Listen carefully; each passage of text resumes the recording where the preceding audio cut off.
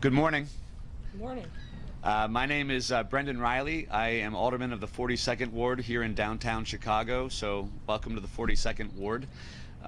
It's my distinct honor and pleasure to introduce our U.S. EPA Administrator, Michael Regan, as he's out going around the country getting ready to jumpstart our economy with a very aggressive infrastructure plan, which certainly centers around legacy improvements to our systems like our water system.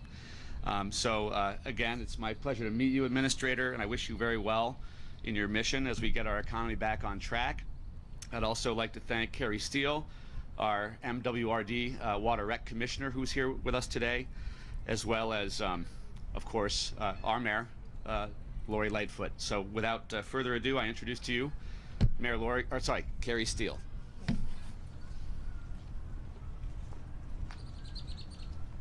Good morning, everyone. Good morning. And thank you, Alderman Riley. As stated, my name is Carrie Steele, and I am President of the Board of Commissioners at the Metropolitan Water Reclamation District of Greater Chicago. Mayor Lightfoot and Commissioner Chang, I am just honored and excited and grateful that you all let me tag along on this tour this afternoon or this morning. It was extremely reminiscent to walk through the laboratories because this is where probably maybe about 20 years ago I started my career as a water chemist in the control laboratory. So it was awesome just to see that and for you all to highlight the importance for our city to maintain a clean water environment. Michael Regan, it is an honor to meet you as well. And as we stand here at the largest water filtration plant in the world, I would like to invite you to the largest wastewater treatment plant in the world at Stickney, which is part of the Metropolitan Water Reclamation. So welcome to Chicago. Hopefully at some point you can visit the Metropolitan Water Reclamation District of Greater Chicago. But thank you all for coming, and once again, Mayor Lightfoot, thanks for having me. Thank you.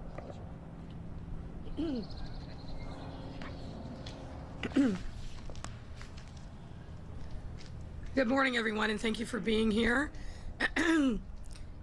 It is a great day to be at the world's largest water filtration plant, one that was built in the 1960s with incredible forethought of what the needs were going to be for Chicago and the region. I want to thank Andrea Chang, who's stepped up to be our next water commissioner, subject to City Council confirmation. When you listen to Andrea, who is a PhD in water engineering and a whole lot of other things that I, frankly, to my feeble mind as somebody who barely got through high school biology, don't fully appreciate. What you hear is an expert, somebody who really understands one of the most important functions of the water department. It was making sure that the water that we push out to 5.3 million customers here in Chicago and across the region is pure and good, and it is. So thank you, Andrea. It was a great experience to go through on this tour with you. Today we are here to discuss one of our city's most precious resources, our water and its infrastructure. And as many of you know, Chicago knows a lot about water, and we pride ourselves in having the cleanest water in the world. We are home to the world's largest and 8th largest conventional water treatment plants, which draw and purify water from Lake Michigan, our city's crown jewel. But here in Chicago, we don't just settle for being good enough, especially when it comes to our health, and even more so during this global pandemic. This pandemic has underscored the need for more equitable solutions to providing safe and accessible water, as well as the importance of an equitable and inclusive economic recovery. That's why last year we unveiled a number of initiatives to ensure our residents had access to this critical resource. One of those was the lead service line replacement program. This program addresses lead service lines, a legacy issue here in Chicago that impacts nearly 400,000, primarily single-family and two-flat homes. These lines are the result of aging infrastructure and no longer adequately serve the needs of our residents. Replacing all of these lines is a huge task. We all understand that. A huge task with an enormous price tag. Making it a key obstacle in our overarching mission to modernizing our water infrastructure. But we owe it to our residents to begin the work, and that's exactly what we did. And what better time than now that has demanded that we address systemic inequity and lack of access to resources once and for all. That's why our lead service line replacement program provides a variety of resources to residents who wish to replace their lead service lines, with 2 separate programs for low-income residents and residents who are able to hire a contractor. Our goal with this initiative, as well as everything else we've done throughout this pandemic, is to give residents what they need to care for their health and health of those that they care about. But as I mentioned earlier, this goal cannot be accomplished alone, much less without the collaboration of leaders from all levels of government. That's why, in part, I'm also grateful for President Carey Steele for being here, because we need to forge a closer relationship between the City of Chicago and a water reclamation district, and we will do just that. That's why we're also especially excited to have federal partners like Administrator Regan and President Biden, who know just how important updated infrastructure is to the health and well-being of our residents. In addition to the lead service line replacement program, our city is also preparing for the end of its bold, proactive 10-year capital improvement program, which began in 2012 and seeks to address our aging water and sewer infrastructure. Any of you who have come through the front of this building, one of the more remarkable architect relics is the wooden water lines that used to line so many of our streets here in Chicago. Now, obviously, we've come a long way since then, but we have more work that we want to do. And this program, which, as I said, began in 2012, includes a replacement of 880 miles of water main and 220 miles of sewer main. Since 2012, our water department has replaced 750 miles of water main and 189 miles of sewer main, meaning that while we have made some significant progress, we still have a lot of work to do, making federal and state partnership as well as community engagement at all local levels all the more important. Beyond our lead service lines and water sewer mains, our city and the Department of Water Management also remain laser focused on keeping up our massive water system, which provides, as I said, 5.3 million customers, or 42% of Illinois, with water from Lake Michigan through the city of Chicago. In order to do that, we must use this moment to double down on our replacement and modernization process. Our water and sewer infrastructure was installed between 1890 and 1930, when Chicago grew from a mere 300,000 to more than 3 million, meaning that we are long overdue for an update. And replacing these aging water mains has proven to be an excellent solution to this issue, as it reduces wastewater. Water leaks, that's a problem that we are minimizing with the work that we're doing with this replacement program. Protects public health by keeping potential water contaminants from entering the water system, and reduces the likelihood of breaks and leaks that can damage property. Another effort we've undertaken to ensure our residents have access to clean, high-quality water during the pandemic, and Administrator, I want to highlight this in particular for you, is the Utility Billing Relief Program, which we rolled out last April of 2020. This program supports low-income residents who have fallen behind on their water bills and reinforces the fact that clean water is a basic human right. Administrator, I learned during my transition that the city of Chicago was routinely cutting people off from water when they didn't pay their bills, if you can imagine that. We don't do that anymore in the city of Chicago, but we also need to make sure that we give those who are afraid, because they do have water debt, an opportunity to get back into service and back on a payment plan that works for them, a customized plan, so that they can continue to enjoy the basic human right of water. And so here's how it works. Once residents enroll in the program, their water and sewer bills are cut by 50%, creating much needed space in tight budgets. And they are given the opportunity to have their entire debt completely forgiven if they make payments for just 1 year. And for households that don't qualify for this program, they are still able to establish a payment plan with the city. Since this program launched a year ago, nearly 11,000 homeowners have been enrolled in the program, and more than $12 million in debt has been forgiven, giving thousands of families some much-needed relief in a time marked by adversity and uncertainty. Each and every one of these initiatives that we've launched to protect our residents' access to clean water have shown great success. But in order to sustain that, we need funding and support from our partners at the federal level, which is why I am thrilled to support the American Jobs Plan. The American Jobs Plan will leverage $111 billion to upgrade drinking water infrastructure and reduce lead exposure all across the country, and give cities like Chicago the resources needed not only to address deep backlog of infrastructure needs and improve residents' quality of life, but also to jumpstart our economy. Because every single one of those dollars that come to Chicago means that we're putting people to work to help our residents.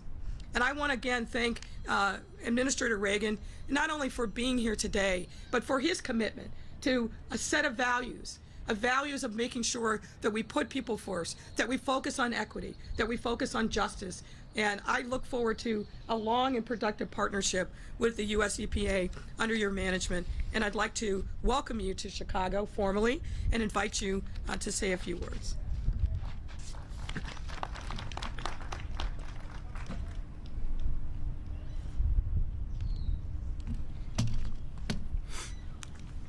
Good morning. Good morning. Thank you, Mayor Lightfoot, and thank you for hosting us today. I am definitely looking forward to a very strong partnership with you and your administration, and to all of my colleagues that I'm sharing the stage with today. Here in Chicago, on the shores of Lake Michigan, we see a prime example of the importance of water infrastructure for the health and vitality of all of our communities. We also see an urgent need to continue to replace and upgrade that very water infrastructure to support these communities today and revitalize them for the next century. At EPA, we're committed to ensuring a healthier, more equitable future through water infrastructure investments. And we're excited about the opportunity that President Biden's American Jobs Plan presents to fulfill that mission. Chicago's Department of Water Management operates and maintains the largest conventional treatment plant in the world. The Jardine Water Purification Plant, where we find ourselves today, was put in service in 1974 with a capacity of 1.4 billion gallons of water per day. Together, the Jardine Water Purification Plant and the Sawyer Water Purification Plant, about 10 miles south, can produce up to 2.1 billion gallons of safe water per day for the city of Chicago and 120 surrounding communities. While the decades-old structures and equipment still produce safe drinking water, they are constantly undergoing preventive maintenance and modernization, which can be costly, to ensure resilient operation today and well into the future. Chicago's vast distribution system has 4,300 miles of water main and 4,500 miles of sewer main that also require replacement on a regular basis. We know that in Chicago, like many cities, both large and small across the country, the safe water that leaves the drinking water purification plant can be contaminated by lead pipes that connect to homes and the distribution system. It's estimated that Chicago has, as the mayor stated, at least 400,000 homes that are connected by lead pipes. The city is looking at to accelerate lead pipe replacement, which is an important first step. But we have to do more to partner with our communities. We must identify where the lead pipes are located, remove them quickly, and ensure that all of our communities, especially our communities of color and lower income communities, are protected from lead in drinking water. And EPA has a track record in partnering with our progressive mayors like Mayor Lightfoot. EPA has demonstrated that investing in water infrastructure can improve public health, close the water equity gap, and create jobs in communities all across America. In the last 2 years, EPA's drinking water and clean water state revolving funds have provided over $20 billion to support water infrastructure, which is estimated to have created over 300,000 jobs. And our WIFIA loan program has provided over $9 billion to help finance water infrastructure projects while creating approximately 49,000 jobs and saving communities over $4 billion. President Biden's American Jobs Plan would build on these successes by proposing an unprecedented $111 billion investment to revitalize drinking water, wastewater, and stormwater systems, tackle new contaminants, and support clean water infrastructure all across this country. An investment of this scale and scope would create nearly 2 million good-paying jobs. The plan also calls for removing 100% of the lead pipes, like those lurking underground in Chicago and that plague far too many American communities, many which are Black, Latinx, Indigenous, and low income. As the mayor has rightfully pointed out, these are costly investments, and cities cannot face these challenges alone. They need help and partnership from the federal government to make these critical investments in communities, and that's why we're here today. Together, we can put Americans to work while eliminating this devastating public health threat and delivering environmental justice to communities that have for far too long borne the brunt of pollution. Investing in water is one of the best decisions we can make as a nation, for public health, for environmental protection, and for short-term job creation and stimulus, and for laying the foundation for future economic vitality in our communities. So again, Mayor, I want to thank you for your partnership, and I want to thank the City of Chicago for your hospitality. And I'll turn it back over to the Mayor. Happy to take any questions that you have. There are 2 questions. Yeah, thanks, Madam Mayor. Michael Hawthorne from the Tribune. You both talked about replacing lead service lines. Why is the city still installing water mains presently and not replacing the service lines at the same time? Well, I think we're doing a couple things. Number one, as you know, we announced a pilot program where we are actually replacing lead service lines for individuals that qualify economically. We're also in the process of doing a pilot program to determine what is the right kind of construction that we should be using to do that replacement. We've also opened up the opportunity for any homeowner that wants it to get their lead service lines replaced right now. So I think with those 3 things, we are trying to move forward. We started that process late last year. We're continuing that. And I think importantly, we're not kicking the can down the road anymore. Obviously, a massive scale that is necessary requires a massive amount of funding. And we will continue to work with the federal government, but also with the state to make sure that we get the resources that we need to provide homeowners with the resources they will need to be able to make this happen. But step by step, but I think we're making good progress. Quick follow-up. There seems to be a disconnect between what the administrator is saying and what the administration is proposing related to replacing lead service lines and what your administration has been doing in Springfield. The bill that's going to probably be sent to the governor's desk this week would give the city of Chicago 75 years to replace these lead service lines. That seems like an awful long time. It is an awful long time, but you think about the fact that we literally have hundreds, if not thousands, of feet of lead service lines all across the city. As you know, up until 1986, lead service lines were mandatory in the city of Chicago. So we want to, because the bill that's coming out of Springfield is one that doesn't come with any funding for the city of Chicago.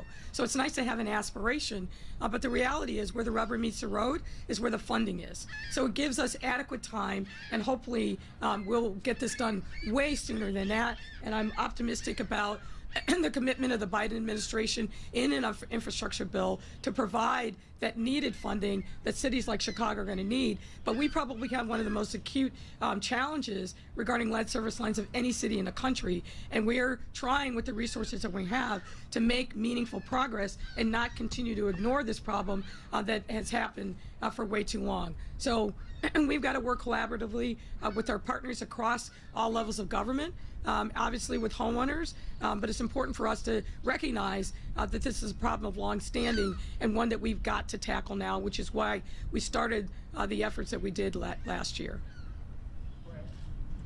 Hi, it's Brett Chase from the Sun-Times. Can you, I imagine that you and the administrator are going to be talking about this. I'm going to apologize. I'm having a hard time hearing you, sir.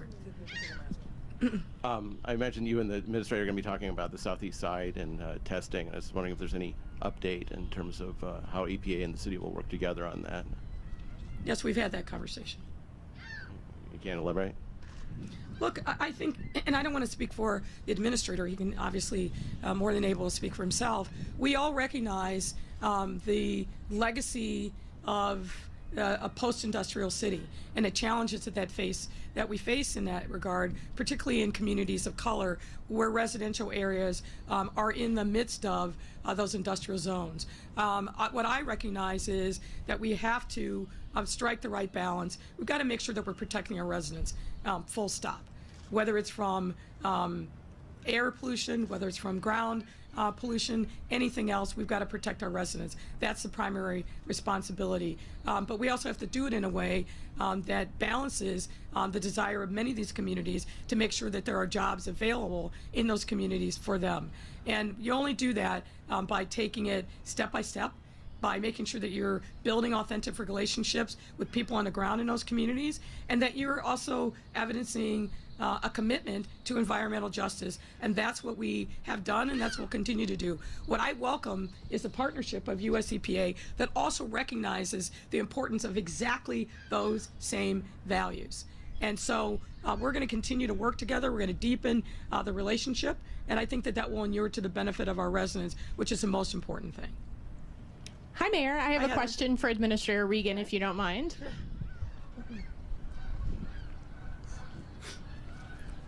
I'm Heather Sharon with WTTW News. The mayor stopped the consideration or the approval of the permit for the recycling facility on the southeast side after your letter. What would you say to those groups who have been asking the mayor to do that for more than a year, and in their fight to sort of stop pollution on the southeast side where the air quality is significantly worse, especially than somewhere like here? You know, what I would say is that it requires what's happening, which is a partnership with our state, federal, and local organizations. And collectively, I think that we're excited that the mayor heard our recommendations and that we put this process in place.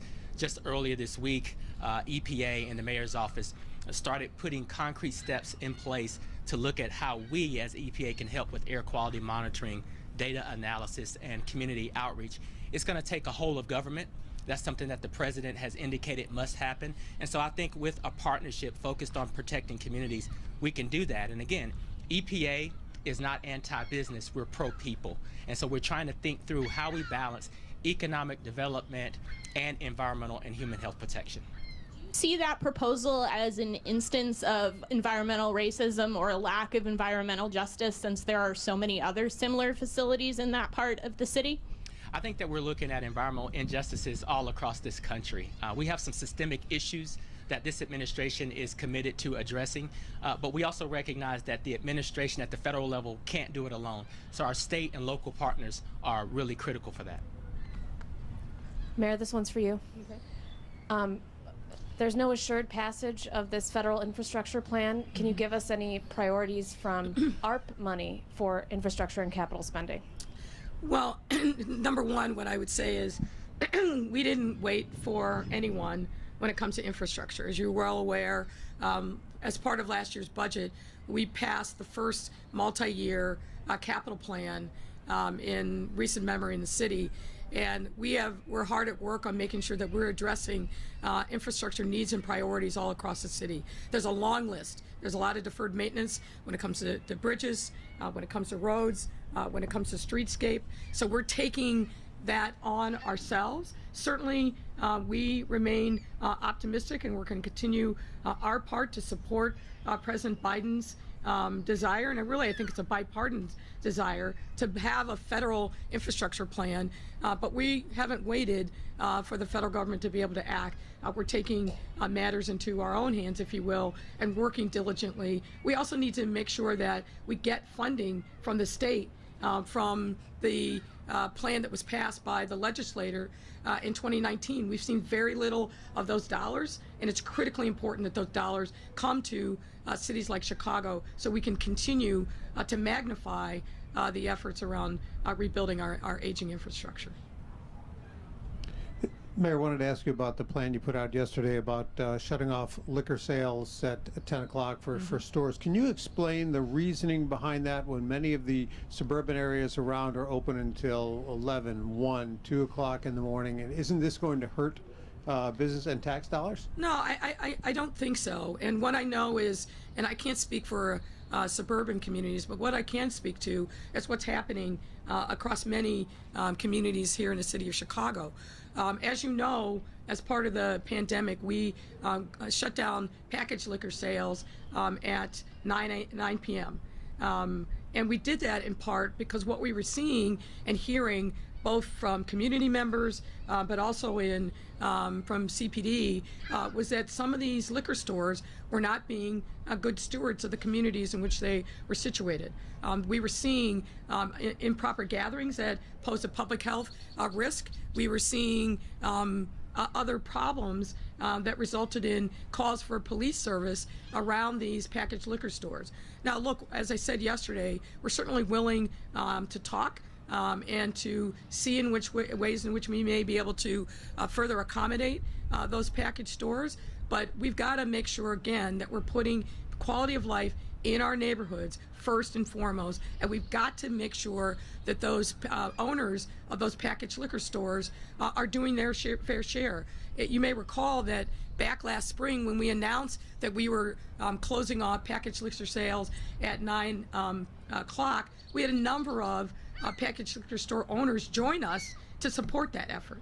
And I think that that has worked well over the course of the last year. But as I said, we will work with them to see where we can reach an accommodation, but they've got to step up and they've got to be better actors in these communities. Nobody should have to suffer because of liquor sales that stretch into the early morning hours that then become a real magnet for problems in neighborhoods.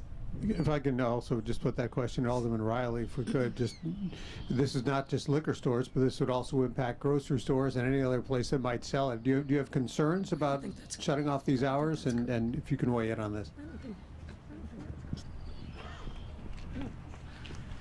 Obviously, that's going to be a conversation with the entire city council. There are a number of us who want to make sure we strike the proper balance. And I think the hours will be discussed, but the mayor's right. These stores have been a quality of life concern, a public safety concern.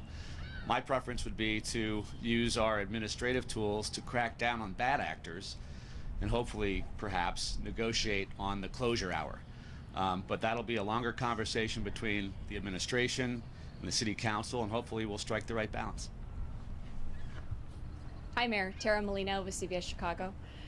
So you talked a little bit about the new billing program that's been in place, Yes. but for years now through our series Getting Hosed, we've uncovered bad, wrong billing practices by the city. And at this point, the water department will no longer address our questions about specific accounts. So what's being done to not only address the billing issue, but transparency regarding those issues? I'm not aware that the water department won't address your specific questions. I think that they've been extraordinarily cooperative and transparent in the inquiries that you've made. But what I know is this: we had a significant problem where water debt was accumulating to the point where people were feeling absolutely devastated by it. And as I said, prior to taking office, the city was actually shutting people off from water, which we stopped. I stopped during the transition, even before I was sworn in. What we want to do is make sure that these basic human rights, water being key, that people have access to it, and that we're doing everything that we can to make sure that we are working with our customers to give them the opportunity to continue the flow. In addition to the people who have this backlog of debt, we also went out and worked very diligently to find those people who had previously been cut off to bring them back to service. We've got to keep, and I hope you'll spend some of your time publicizing the availability of this utility relief package, because there's more people out there that we need to reach, and we could use the media's help in getting the word out there. If you have a customized water payment plan that meets your realistic economic needs, and you fulfill your obligations for 1 year, all of that old debt goes away.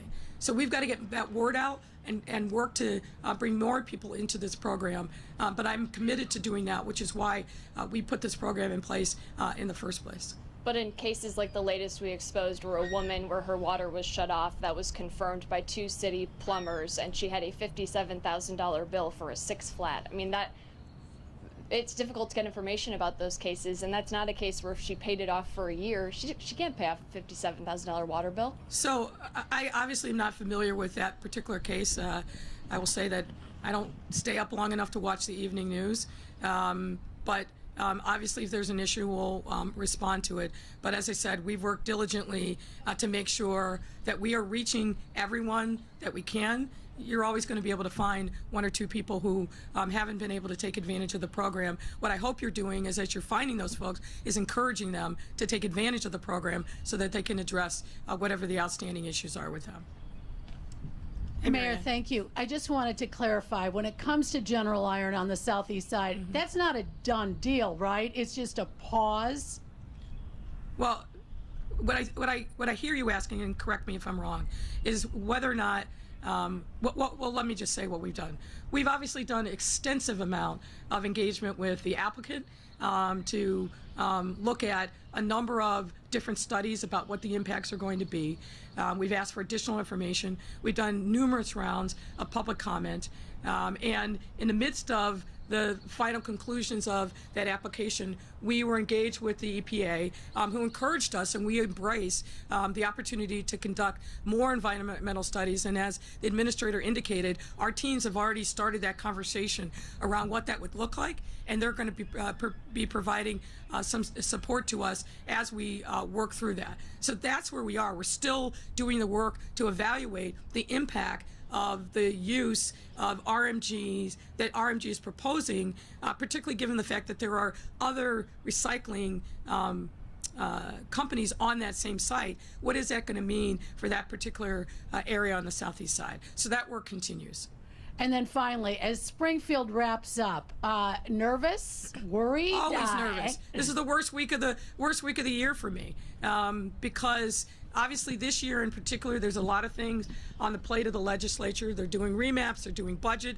I hear those conversations on budget are still ongoing and not concluded. So there's a number of things that are clearly our priority for us as a city, not the least of which is where we land on elected school boards. So yeah, these last few days are always ones that are a little bit of a nail biter every year, and I think that's especially true this year. Thank you. Thanks, everyone.